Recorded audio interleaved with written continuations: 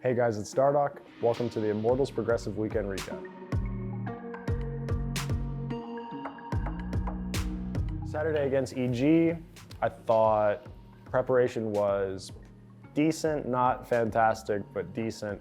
We had a bit of a lack of understanding of, in my opinion, where we wanted to prioritize in terms of the champion's bottom. I thought our initial draft strategy versus EG was decent.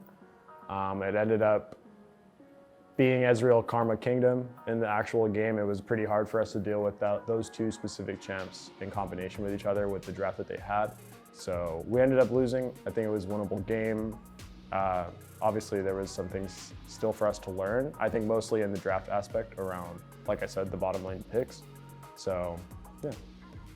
Sunday against TL, yeah. That one was a hard one for sure. I think preparation-wise, it's always going to be a bit difficult against a team of that caliber. So knowing that we were going to go against Bwipo on 5P red side pretty much leaves us up to not knowing essentially what we're going to verse.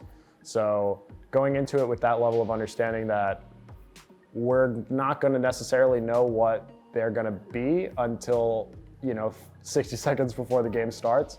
And he proved us right. He picked Shyvana top. We'd never played the matchup before. We've never seen it before. So I thought we were caught a little bit off guard by that, but ended up recovering well and eventually put ourselves in a position to win the game through a series of really cool plays, I think, from Revenge on the Graves. In the end, I think we blundered pretty hard at the bottom inhibitor where we tried to end in that 4v4 scenario, and obviously we all know how the game ended. Smoj. We're essentially walking towards the inhibitor in a 4 versus 4 scenario, but we're missing our support, they're missing their AD carry, and in a late game scenario that should be a heavily favored 4v4 towards our side.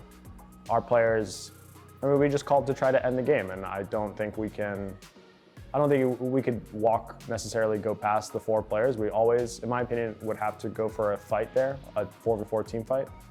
Didn't end up being the call that we made or what we did in the game, so in my opinion, that's eventually what made us lose there. I'd say the biggest difference is obviously on stage, the communication, I wouldn't say enhances, but everybody gets obviously a lot more adrenaline's pumping and there's just more, I'd say, effort put into the games on stage. So that is the main difference, I'd say, just how our players communicate in the official matches comparatively to scrims. And I think trying to make that as similar as possible is kind of the balance we try to push as coaches. I'd say a big one is just listening to each other. I think we have 5 players who are extremely willing to communicate at almost all the times necessary, but I don't think we do a great job of really listening to each other when we communicate. It's more just like a waiting for their turn to speak scenario where I don't think anybody's necessarily overpowering anyone in the comms, but I don't think we're really listening to each other. Well, yeah, it's obviously, I agree with you, said in terms of it being, it would have hurt less if we got blown out. I think there would have been a lot more like genuine frustration coming off the stage if we had just gotten blown out and it wasn't close.